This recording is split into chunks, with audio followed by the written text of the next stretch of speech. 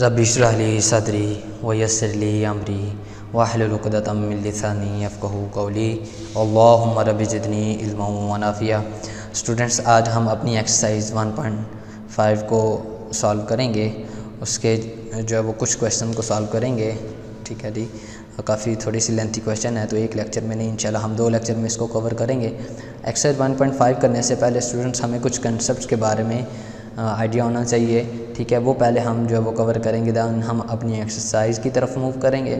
तो first concept है वो है हमारे पास डिटर्मिनेंट ऑफ अ मैट्रिक्स क्या होता है। तो पहले नंबर पे हम किसी मैट्रिक्स का डिटर्मिनेंट कैसे फाइंड करेंगे। तो लेट अस सपोज अगर मेरे पास कोई मैट्रिक्स ए है, ठीक है, 1 2 3, ठीक है, 4 ये मुझे गिवन है।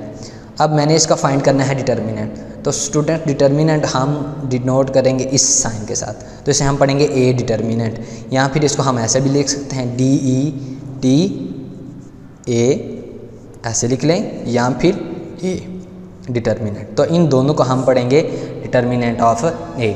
अच्छा, जब हम इसको लिखेंगे 1 2 3 4, तो यहाँ पे हमने स्क्वायर ब्रैकेट यूज़ की थी, लेकिन यहाँ पे हमने डिटर्मिनेंट का साइन यूज़ करना है।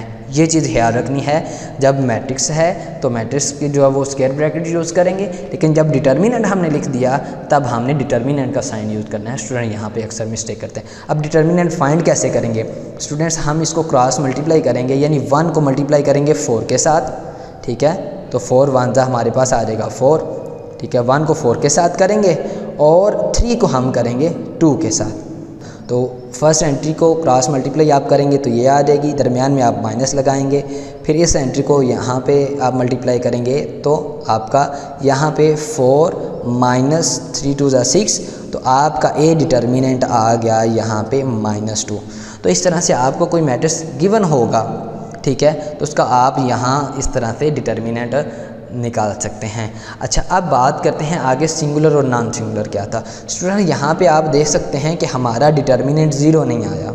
तो अगर तो कोई ऐसा मैट्रिक्स जिसका डिटर्मिनेंट हमारे पास आ जाए 0 आ जाए, तो उस मैट्रिक्स ए को हम बोलेंगे कि वो मैट्रिक्स ए हमारा क्या है, सिंगुलर मैट्रिक्स है। ठीक है, और अगर किसी मैट्रिक्स का हमने डिटर्मिनेंट निकाला और वो डिटर्मिनेंट 0 ना आए, ठीक है जी, नॉट इक्वल टू 0 आए, उसका डिटर्मिनेंट कहेंगे कि वो मैट्रिक्स हमारा सिंगुलर नहीं है, यानी कि वो नॉन सिंगुलर मैट्रिक्स है। तो अभी आप देख सकते हैं कि अगर मैं आपसे पूछूं कि ए हमारा क्या है, तो आप क्लियर कट बता पाएंगे कि ए इस वक्त हमारा क्या है, नॉन सिंगुलर है। क्यों नॉन सिंगुलर है? क्योंकि यहाँ पे हमारे पास ए का डिटर्मिनेंट 0 नहीं आया। अगर 0 आ जाता तो ए हमने कहना था ये सिंगुलर मैट्रिक्स है। उसके बाद है कि हम किसी मैट्रिक्स का एडजॉइंट कैसे फाइंड करेंगे। ठीक है, इसी तरह अगर हमारे पास यही मैट्रिक्स है, ठीक है, तो इसका एडजॉइंट उसको हम डिनोट करेंगे ADJ, एडजॉइंट ऑफ किसका, ए का। अब चलें हम इसको नाम आप बी का दे देते हैं। तो एडजॉइंट ऑफ बी क्या होगा हमारे पास, वो हमारे पास होगा, यहाँ पे हमने करना अब क्या है, ये जो डायगोनल एंट्रीज हैं 1 और 4, इनकी हमने जगह चेंज कर देनी है। ठीक है, इनको इंटरचेंज कर देना है, और जो नॉन डायगोनल एंट्रीज हैं यहाँ पे हमारे पास, उनके हमने साइन चेंज कर देने हैं। तो यहाँ पे प्लस का साइन है तो माइनस हो जाएगा। ठीक है, यहाँ पे प्लस का साइन है तो यहाँ पे भी हमारे पास क्या आ जाएगा, माइनस आ जाएगा। लेकिन अगर यहाँ पे माइनस का साइन होता तो फिर यहाँ पे क्या आ जाना था, प्लस का साइन आ जाना था। तो ये बात आप याद रखेंगे कि डायगोनल एंट्रीज की सिर्फ जगह चेंज करेंगे, साइन चेंज नहीं करेंगे। डायगोनल में सिर्फ जगह चेंज करनी है, जबकि जो नॉन डायगोनल हैं उनकी जगह नहीं चेंज करेंगे, बल्कि हम उनके यहाँ पे साइन चेंज करेंगे। तो ये 3 जो है वो कंसेप्ट थे। डेफिनेशन यहाँ से लेके यहाँ तक आपके पास डेफिनेशन ये, और साथ में उसकी एक एग्जांपल आ जाएगी, यहाँ तक आप हाईलाइट कर लेंगे। यहाँ पे सिंगुलर मैट्रिक्स की जो डेफिनेशन है वो लिखी हुई है। ठीक है, तो ये इसको हम यहाँ से लेके यहाँ तक हाईलाइट कर लेंगे। फिर नॉन सिंगुलर की जो डेफिनेशन है यहाँ से लेके यहाँ तक हम इसको हाईलाइट कर लेंगे। ठीक है, इसी तरह एडजॉइंट मैट्रिक्स की जो डेफिनेशन है उसको हम यहाँ तक हाईलाइट कर लेंगे। तो ये 3 डेफिनेशन है जो हम हाईलाइट करेंगे। नेक्स्ट हमारे पास आता है कि इन्वर्स ऑफ अ मैट्रिक्स कैसे हम फाइंड करते हैं यूजिंग एडजॉइंट। तो यहाँ से लेके यहाँ तक ये हमारी जो है वो डेफिनेशन हो जाएगी, और साथ में ये हमारे पास एग्जांपल हो जाएगी। लेकिन आसान अल्फाज में मैं आपको बता देता हूँ कि हम इन्वर्स कैसे फाइंड करेंगे। तो स्टूडेंट्स, फॉर एग्जांपल कोई भी हमें मैट्रिक्स गिवन है, मैट्रिक्स भी गिवन है, मैं एक एग्जांपल के तौर पे ले लेता हूँ। ठीक है जी, 1 3 -2 4, ठीक है। तो उस मैट्रिक्स का जो इन्वर्स होगा उसको हम डिनोट करेंगे B इन्वर्स के साथ, यानी उसके पावर में हम छोटा सा -1 लगा देंगे, तो इसको हम रीड करेंगे B इन्वर्स, ठीक है जी। इसका फार्मूला क्या होगा? इसका फार्मूला होता है स्टूडेंट्स एडजॉइंट ऑफ B, और डिवाइड इसको करेंगे इसी B के डिटर्मिनेंट के साथ।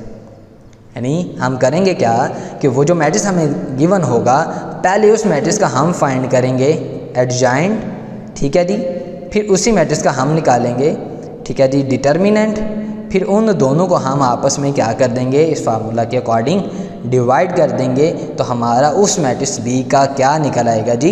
इन्वर्स निकल आएगा, ठीक है जी। अब हम चलते हैं अपनी एक्सरसाइज 1.5 में। गिवन एक्सरसाइज 1.5 में वो हमें क्वेश्चन दे रहे हैं कि गिवन मैट्रिक्स का आपने क्या फाइंड करना है? डिटर्मिनेंट। ये यहाँ पे मैंने आपके लिए ये क्वेश्चंस लिख लिए हैं, ठीक है। तो फर्स्ट का डिटर्मिनेंट फाइंड करने के लिए, चूँकि हमने डिटर्मिनेंट फाइंड करना है तो डिटर्मिनेंट का साइन लगाएंगे। अब मैंने आपको बताया था कि यहाँ पे हमारी क्रॉस मल्टीप्लिकेशन होगी, तो जब -1 0 से मल्टीप्लाई होगा तो हमारे पास यहाँ पे आंसर आ जाएगा 0। जब इस साइड को हमने मल्टीप्लाई करना है, नॉन डायगोनल एंडिस को हम माइनस लगाते हैं, ठीक है। फिर ये मल्टीप्लिकेशन होगी तो वो आ जाएगा 2, ठीक है। सिंप्लीफिकेशन के बाद हमारा ए डिटर्मिनेंट का आंसर क्या आ जाएगा जी? -2, ठीक है। जब हम सेकंड पार्ट की तरफ आते हैं तो इधर भी डिटर्मिनेंट का साइन, इधर भी डिटर्मिनेंट का साइन, ठीक है। 1 2 से मल्टीप्लाई होके -2, नॉन डायगोनल एंट्री मल्टीप्लाई करने से पहले माइनस लगाएंगे, 3 2 6 आ जाएगा हमारे पास।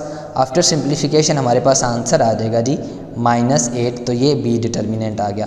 इसी तरह C डिटर्मिनेंट हम फाइंड करेंगे, ठीक है जी। तो वो हमारा आंसर क्या आ जाएगा? 3 2 6, नॉन डायगोनल एंटी जब मल्टीप्लाई होंगे तो माइनस लग के ये भी 3 2 6, तो C डिटर्मिनेंट हमारे पास क्या आ गया?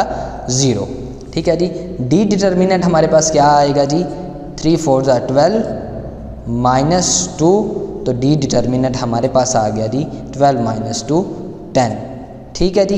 ये हमारे पास कंप्लीट हो गया क्वेश्चन नंबर 1। क्वेश्चन नंबर 2 में वो हमें कह रहा है कि आप चेक करके मुझे बताएं कि which of the following matrices are singular or non singular, यानी इनमें से कौन कौन से ऐसे मैट्रिक्स हैं जो या तो सिंगुलर हैं या फिर नॉन सिंगुलर हैं। आपने डिटर्मिनेंट फाइंड करने के बाद चेक करना है, अगर डिटर्मिनेंट 0 आ गया तो आप कहेंगे सिंगुलर है, और 0 नहीं आया तो आप कहेंगे ये नॉन सिंगुलर है, ठीक है। यानी अगर ये क्वेश्चन नंबर 1 है हमारे पास, इसी को मैं कह देता हूँ फॉर एग्जांपल ये क्वेश्चन नंबर 2 है, ठीक है।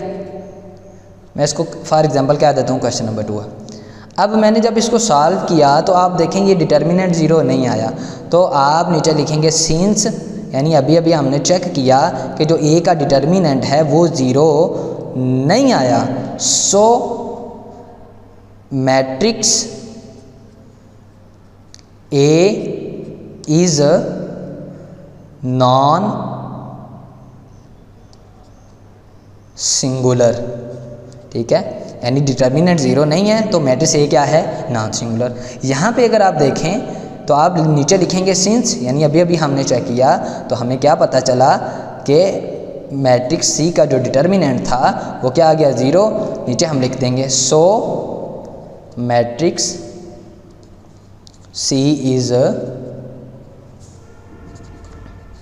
सिंगुलर, यानी जिन जिन मैट्रिक्स का डिटर्मिनेंट 0 आ जाएगा वो हम कहेंगे कि ये सिंगुलर हैं, जिनका डिटर्मिनेंट 0 नहीं आएगा वो हम कहेंगे ये क्या है? Non singular. अब हम चलते हैं क्वेश्चन नंबर 3 की तरफ। क्वेश्चन नंबर 3 में वो हमें कह रहे हैं find the multiplicative inverse of each if it exist. साथ में ये भी कह रहे हैं कि आपने इन मैट्रिसेस का इन्वर्स फाइंड करना है, लेकिन अगर ये एग्जिस्ट करता है तब फाइंड करना है। तो अगर आपको याद हो तो मल्टीप्लिकेटिव इन्वर्स फाइंड करने के लिए मैंने आपको बताया था कि हमने क्या करना है, उस मैट्रिक्स का क्या ले लेना है? एडजॉइंट लेना है, और फिर उस मैट्रिक्स का हम क्या करते हैं? डिटर्मिनेंट फाइंड करेंगे, और फिर उन दोनों को आपस में डिवाइड कर देंगे तो हमारा इन्वर्स निकल आएगा। लेकिन यहाँ पे ये बात आपने याद रखनी है कि हम मैट्रिक्स का पहले डिटर्मिनेंट फाइंड करेंगे फिर एडजॉइंट फाइंड करेंगे। इसमें इशू तो कोई नहीं है, पहले जो मर्जी आप फाइंड करें, लेकिन इससे हमारे क्वेश्चन की लेंथ सम टाइम कम हो जाएगी। अगर वो सिंगुलर है तो हम उसको उधर ही छोड़ देंगे। यानी देखें ना, अगर हम B का डिटर्मिनेंट फाइंड करते हैं, ठीक है, और B का डिटर्मिनेंट 0 आ जाता है, यानी वो सिंगुलर हो जाता है, तो B का डिटर्मिनेंट 0 आ जाता है, ठीक है, तो ऊपर फिर 2 भी मैट्रिक्स होगा। वो तो आपको पता है नंबर में 1/0 तो आंसर क्या आता है? इन्फिनाइट, ठीक है, हम उसे फाइंड ही नहीं कर सके। तो अगर डिटर्मिनेंट में हमारे पास आ जाता है यहाँ पे डिनोमिनेटर में 0 आ जाएगा तो आगे तो हम सॉल्व ही नहीं ना कर पाएंगे।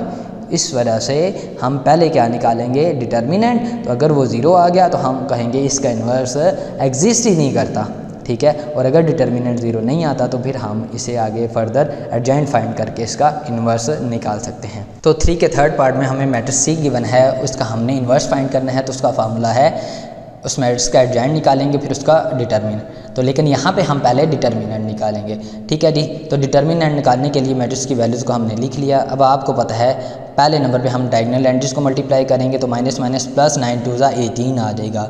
जब नॉन डायगोनल एंट्रीज को मल्टीप्लाई करते हैं पहले माइनस लगाते हैं, फिर मल्टीप्लिकेशन होगी जी 6 3 18। तो यहाँ पे स्टूडेंट्स आप देख लें कि यहाँ पे हमारे पास डिटर्मिनेंट ऑफ सी 0 आ गया है। तो जब डिटर्मिनेंट ऑफ सी 0 आ गया, नीचे 0 आ गया, तो नंबर में तो आपको पता है 1/0 इन्फिनाइट, यानी वो तो हम फाइंड आउट ही नहीं कर सकते हैं। तो इसका मतलब है यहाँ पे हमारे पास डिटर्मिनेंट डिनोमिनेटर में 0 आ गया है, तो इसको आगे हम सॉल्व नहीं कर सकते हैं। तो यहाँ पे हम लिखेंगे सिंस अभी हमने चेक किया और सॉल्व करने की कोशिश की तो हमें पता चला कि सी का डिटर्मिनेंट क्या है, 0 आ गया है। So C inverse does not exist, कि सी का इन्वर्स यहाँ पे एग्जिस्ट ही नहीं करता। 3 के फोर्थ पार्ट में हमें डी का इन्वर्स फाइंड करना है, जिसके लिए हमें उस मैट्रिक्स का एडजॉइंट भी चाहिए और उसी मैट्रिक्स का डिटर्मिनेंट भी चाहिए। और पहले नंबर पे हम डिटर्मिनेंट फाइंड करते हैं। तो यहाँ पे हमने मैट्रिक्स का डिटर्मिनेंट यहाँ पे अप्लाई करेंगे। तो डायगोनल एंट्रीज मल्टीप्लाई होगा तो 1/2 2 के साथ मल्टीप्लाई होगा, नॉन डायगोनल में माइनस यहाँ पे आएगा और 1 इससे मल्टीप्लाई होकर 3/4 आ जाएगा।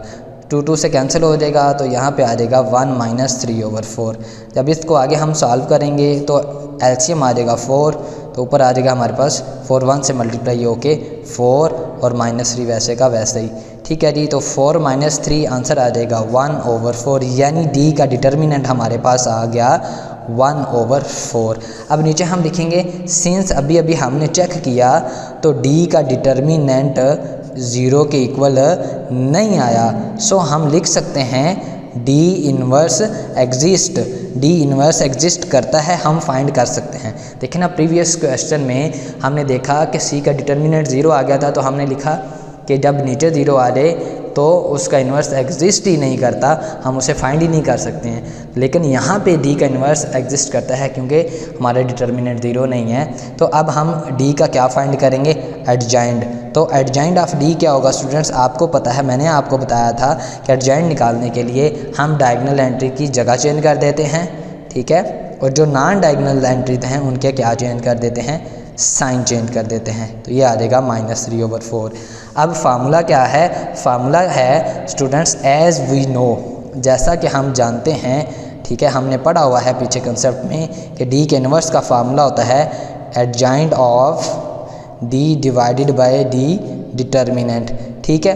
तो डी का डिटर्मिनेंट क्या होगा, एडजॉइंट ऑफ डी क्या है, ये हमारे पास है 2 - 1 - 3/4, ठीक है जी, 1/2, ठीक है, डिवाइडेड बाय डी। अब डी का हमारे पास जो आंसर आया था डी डिटर्मिनेंट का वो 1/4 है, ठीक है। तो ओवर में फिर हमें जो है वो फ्रैक्शन नंबर आ जाएगा, तो हम इस ओवर को डिवाइड की शक्ल में लिख देते हैं। तो डी का डिटर्मिनेंट क्या आया है, 1/4। अब आपको पता है कि 2 - 1 - 3/4 एंड 1/2, ठीक है जी। तो डिवाइड को आप चेंज करेंगे मल्टीप्लाई में, तो नेक्स्ट टर्म का रेसिप्रोकल आ जाता है। तो ये 4/1, यानी हमारे पास 4/1 किसके इक्वल होता है, 4 के। यानी इसका मतलब है यहाँ पे 4 क्या होगा, हमारा इन सारी एंट्री के साथ मल्टीप्लाई होगा। स्टूडेंट्स 4 2 के साथ मल्टीप्लाई होगा तो आ जाएगा 8, 4 - 1 के साथ मल्टीप्लाई होगा तो आ जाएगा -4, ठीक है जी। और 4 जब 1/2 के साथ मल्टीप्लाई होगा तो 1/2 4 से मल्टीप्लाई होके ये यहाँ पे कटिंग हो जाएगी, तो आंसर आ जाएगा 2 आ जाएगा। और जब 4 - 3/4 से मल्टीप्लाई होगा तो -3/4 जब 4 से मल्टीप्लाई होगा तो आफ्टर डिवीजन ये हमारे पास आ जाएगा -3। तो इस तरह यहाँ पे हमने डी इन्वर्स फाइंड कर लिया। तो करना हमने क्या है, पहले नंबर पे हमने डिटर्मिनेंट फाइंड करना है गिवन मैट्रिक्स का। जब डिटर्मिनेंट 0 ना आए तो हम कह सकते हैं उसका इन्वर्स एग्जिस्ट करता है। फिर हम उसका एडजॉइंट फाइंड करेंगे और एडजॉइंट फाइंड करने के बाद हम फार्मूला अप्लाई करेंगे और अपनी वैल्यू पुट करेंगे। अगर तो ये यहाँ पे डिवाइड हो रहा होता, यानी कि सिर्फ होता यहाँ पे 4, तो फिर 4 ने सब के साथ डिवाइड होना था, लेकिन यहाँ पे चूँकि डिवाइड है और ये फिर नेक्स्ट टर्म में रेसिप्रोकल आ जाएगा, मल्टीप्लाई में जब चेंज होगा तो ये मल्टीप्लिकेशन के बाद हमारा डी इनवर्स आ जाएगा। उम्मीद करता हूँ आपको आज का लेक्चर क्लियर हो गया होगा। मिलते हैं नेक्स्ट लेक्चर में, तब तक के लिए अल्लाह हाफिज़।